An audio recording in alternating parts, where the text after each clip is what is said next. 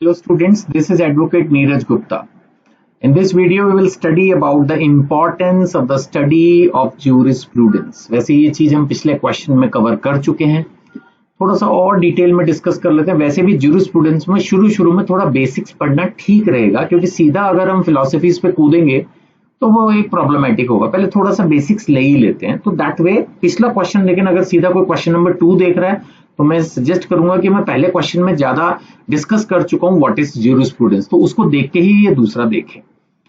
तो ज्यूरिस्प्रूडेंस क्या है? It's a theoretical and philosophical study of law. हम बात कर चुके हैं कि क्यों बना कानून, क्या पर्पस अचीव करना चाह रहा है, कैसे कैसे इवॉल्व हुआ, ये सब चीजें हम ज्यूरिस्प्रूडेंस में स्टडी करते हैं। तो बेसिकली ये क्या कोशिश करता है? Nature, purpose and function of law. हमारे समाज में कानून का क्या उद्देश्य है, क्या उसका नेचर है, क्या उसके फंक्शंस हैं, क्या वो अचीव करता है, ये सब चीजें ज्यूरिस्प्रूडेंस का पार्ट है। जहां तक हम बात करते हैं तो ये डेफिनेटली इंपॉर्टेंट है लॉ स्टूडेंट्स के लिए, जो बन चुके हैं लॉयर्स उनके लिए, इवन जजेस के लिए, इवन लेजिस्लेटर, लॉ मेकर्स के लिए। देखा जाए तो किसी को छोड़ा ही नहीं, कानून सबके लिए है। इवन समाज के जनरल लोगों को भी ज्यूरिस्प्रूडेंस थोड़ा बहुत पढ़ लेना चाहिए, कोई बुराई नहीं है, क्योंकि इससे वो समझ पाएंगे कि कानून क्या हासिल करने की कोशिश कर रहा है, रीजनिंग क्या है, लीगल रीजनिंग, कि आखिर कोई भी चीज हो रही है तो क्यों हो रही है, वो क्या अचीव करना चाह रही है, इस चीज को भी तो समझने की जरूरत होती है। सो legal reasoning and deep understanding of the legal principles, that is what is required. चलिए अब हम बात करेंगे importance of the study of jurisprudence की। तो सबसे पहले ये लॉ का मीनिंग एंड पर्पस समझने में हेल्प करता है, that is the first thing it tries. क्योंकि ज्यूरिस्प्रूडेंस के थ्रू हमें सबसे पहले लॉ का क्या मतलब है, मैंने कहा ना लॉ का मतलब, जैसे पिछले क्वेश्चन में डिस्कस किया था, कुछ लोग सोच सकते हैं लॉ का मतलब होता है जो देश के राजा ने बनाया, यानी देश की सरकार ने बनाया। इंडिया में बात करें तो मेंबर ऑफ पार्लियामेंट्स बनाते हैं सेंट्रल लॉज और एमएलएज बनाते हैं स्टेट लॉ। तो बोलेंगे हाँ यही है कानून। कुछ बोलेंगे नहीं, जो कस्टम्स थे वो फाइनली कन्वर्ट हो गए कानून में। कुछ बोलेंगे नहीं, सुप्रीम कोर्ट के जजेस जो बात कर रहे हैं, जिस तरह से वो इंटरप्रिटेशन कर रहे हैं, अल्टीमेटली तो कानून वो है। सो अलग अलग थ्योरीज। तो इस बात को समझना कि कानून का क्या मतलब है, क्या पर्पस है, ये है jurisprudence. Why laws are made, कानून क्यों बना, how they function in society, हमारे समाज में कानून, कोई भी पर्टिकुलर कानून कैसे काम कर रहा है, उसका क्या इंपैक्ट है, इस बात को समझना। Then legal reasoning, analytical thinking, ये तो हम बात कर ही रहे ना, कानून को लॉजिकली समझना, क्या लॉजिक है। कहीं ना कहीं ये घूम के वही बात आ रही है, what is the purpose of the law, है ना। इसमें हम एनालाइज कर पा रहे हैं लीगल कंसेप्ट्स एंड प्रिंसिपल्स को, ध्यान से पढ़ रहे हैं, समझ रहे हैं। That is all about jurisprudence. जजेस को इंटरप्रिटेशन ऑफ लॉ में हेल्प करता है। आपको पता है इंटरप्रिटेशन ऑफ लॉ क्या होता है? कानून में प्रोविजंस, एक्ट में प्रोविजंस में, सेक्शंस में लिखे रहते हैं, कई जगह इलस्ट्रेशंस, एक्सप्लेनेशंस भी होते हैं, ठीक है। अब उसको पढ़ने के बाद मान लेते हैं कि दो पार्टीज को कंफ्यूजन है और वो दोनों झगड़ते हुए पहुंच गए कोर्ट में, और अब जज साहब को इस बात का फैसला देना है कि यहाँ लिखा क्या है, क्वेश्चन ऑफ लॉ क्या है। तो this is called interpretation of law, कि इस लाइन का बेसिकली क्या मतलब है।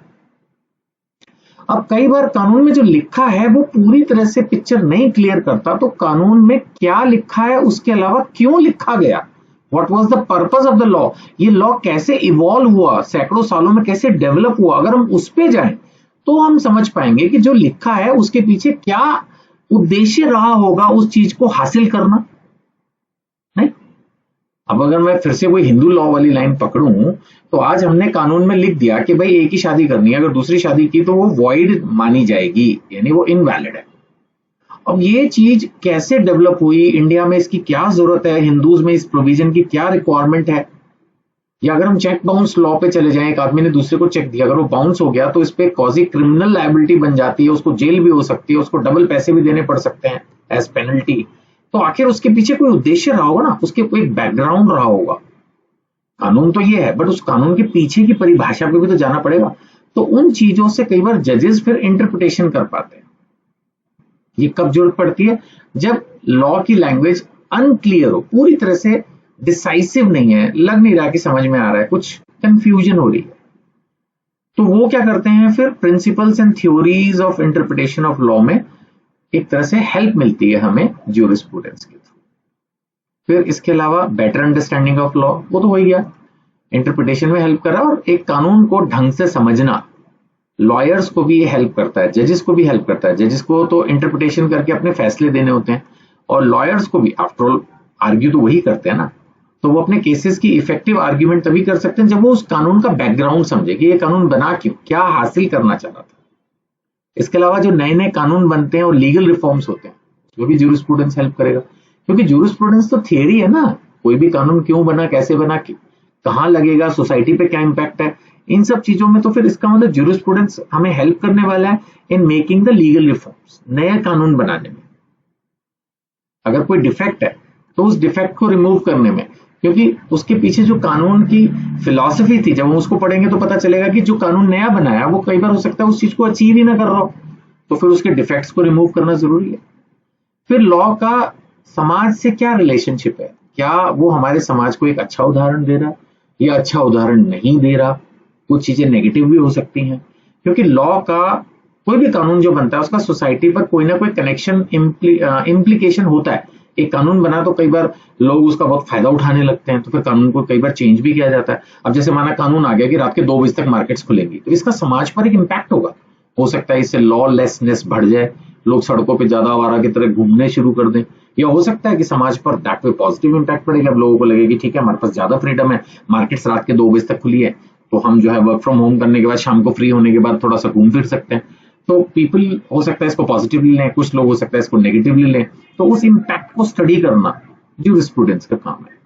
How social conditions influence law and how law influence social conditions, दोनों चीजें हैं कि सोशल कंडीशंस के हिसाब से लॉ कैसे इफेक्ट हुआ और लॉ सोशल कंडीशंस को कैसे इफेक्ट कर रहा है। देन आपके राइट्स एंड ड्यूटीज को समझना, हमेशा कानून होगा ना तो उसमें राइट होगा तो कुछ ना कुछ आपकी ड्यूटी भी रहेगी।